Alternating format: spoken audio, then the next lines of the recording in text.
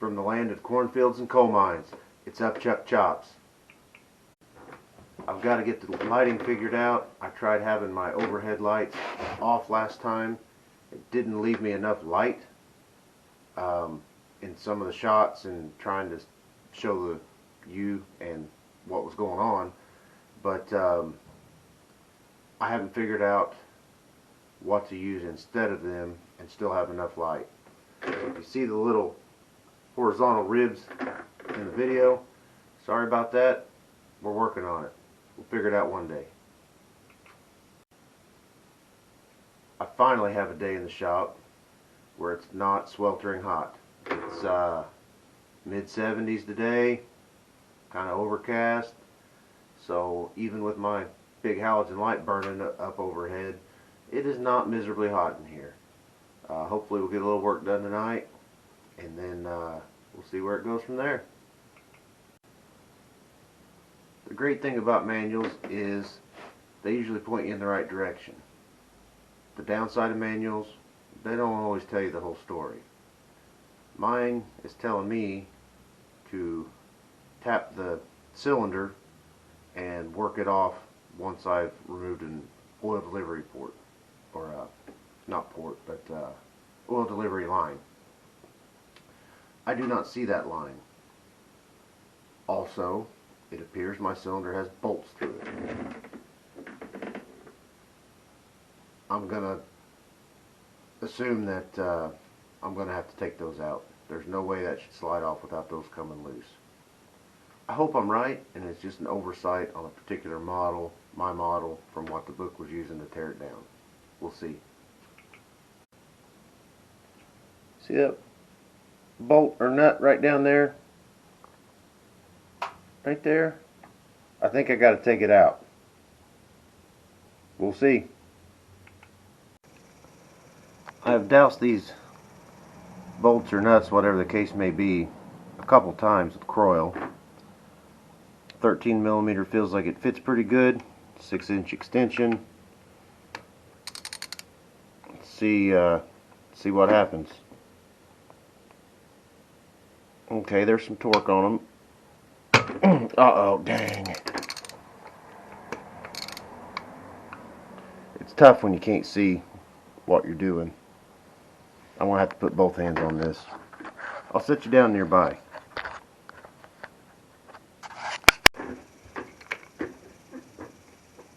Okay, it doesn't look like I scored it up too bad.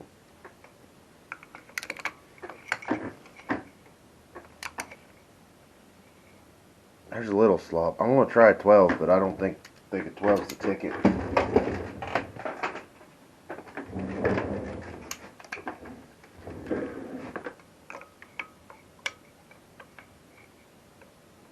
Definitely does not fit.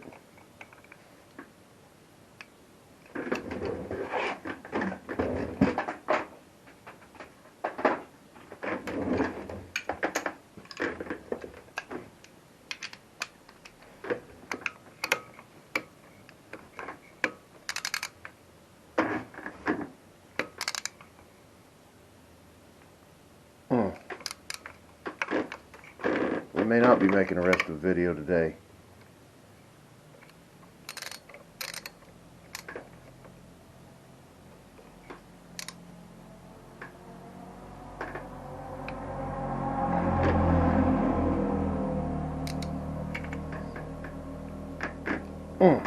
Wow, those are tight.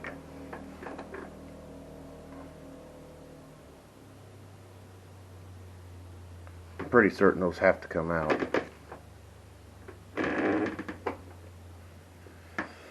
But I guess I can try the little tap with the hammer.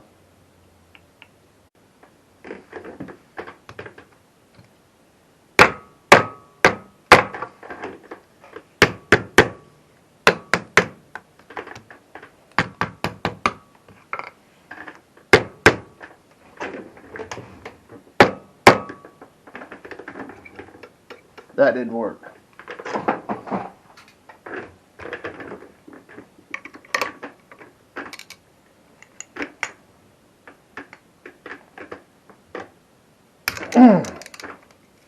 That one broke. Ooh, that sounds crunchy.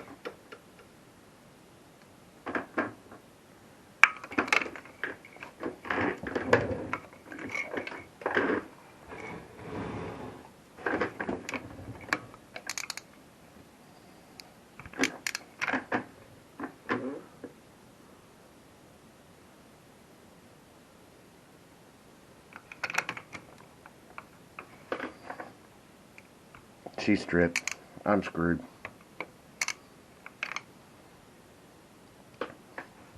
Let's try this one. Okay, that one broke.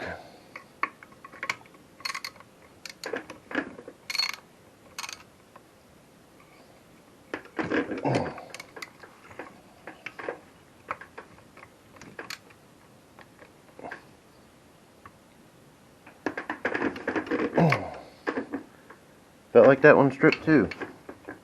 Stripped the head off.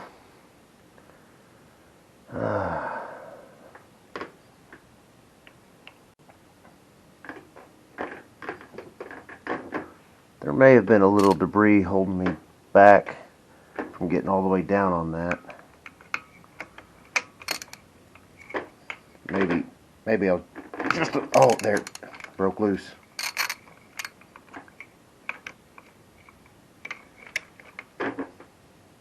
Yep, it broke loose. Let's check the other cavity and see if there's maybe some debris holding me up, and I just stripped the top a little bit.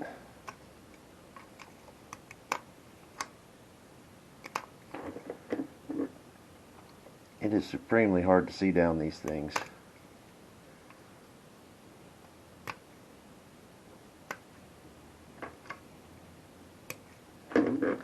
Okay, try this one again.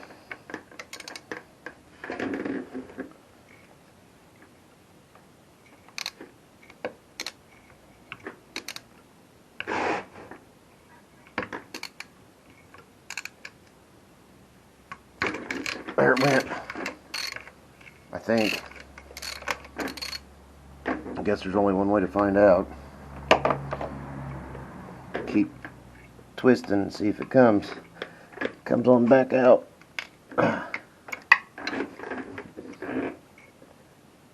It would surprise me if there was some mud jammed down in there that's not helping me. You wouldn't think, being it was under the cylinder head, but this thing was pretty dirty.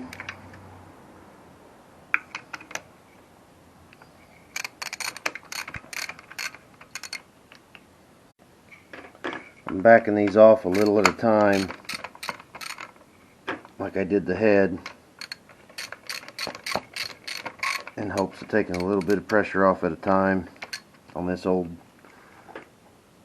motorbike, it will, maybe bad things won't happen. I hope a lot maybe bad things won't happen, and you know what? They do or they don't.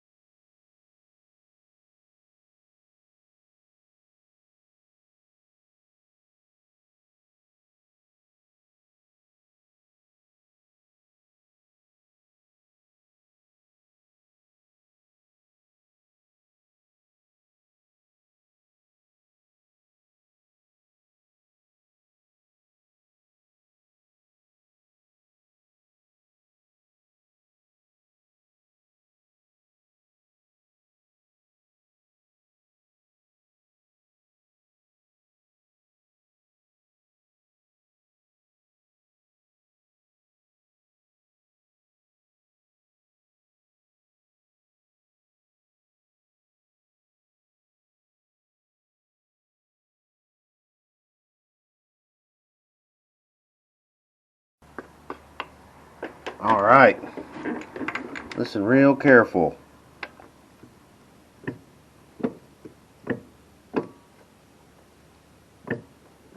Right there,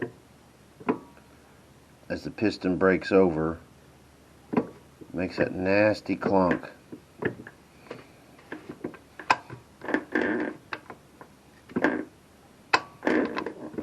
It's pretty smooth, and then you get to there. Looks like there's some rust on the crank.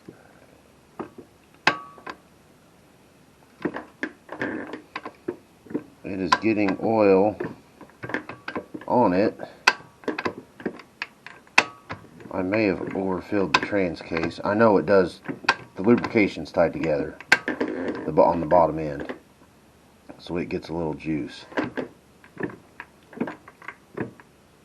I just don't know what's causing that. Well, we got farther to dig, boys and girls. Because I don't want to lose this bearing, like I almost did, it is getting a zip tie.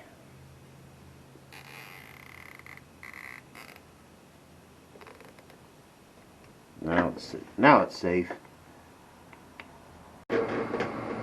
What's up? It's the next day. I strained my guts out trying to get the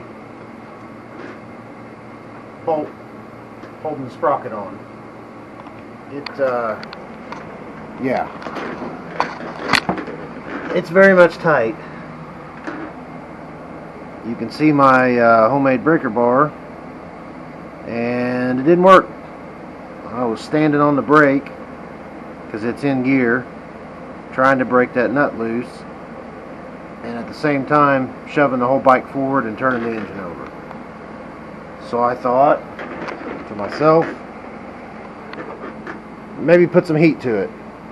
I don't know if this is a good idea, but what I do know is a good idea. I may not be a smart man, but I'm a smart enough man to buy a fire extinguisher if I'm playing with a torch. I probably really need one in the garage anyhow, because, you know, flammable things, grinders, aerosols. So I'm going to see if I can learn how to use a torch. Maybe I'll heat that nut up just a touch, and then see if I can bust it loose. Worst I'll do is get hurt. Hey, this will probably do it for this video. I've got a lot of footage. Don't know how much will make it into the video. Mostly just me redoing what I've already done, a little bit of new stuff, but I don't know. I'll look at it when I edit it. It's fighting me pretty hard. I have to do some figuring, think about it, maybe ask some other guys who've done this stuff. You know, am I doing something wrong? Is there a trick to getting this loose?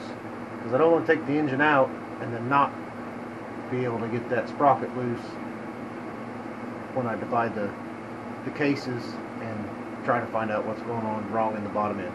Anyhow, thanks for watching.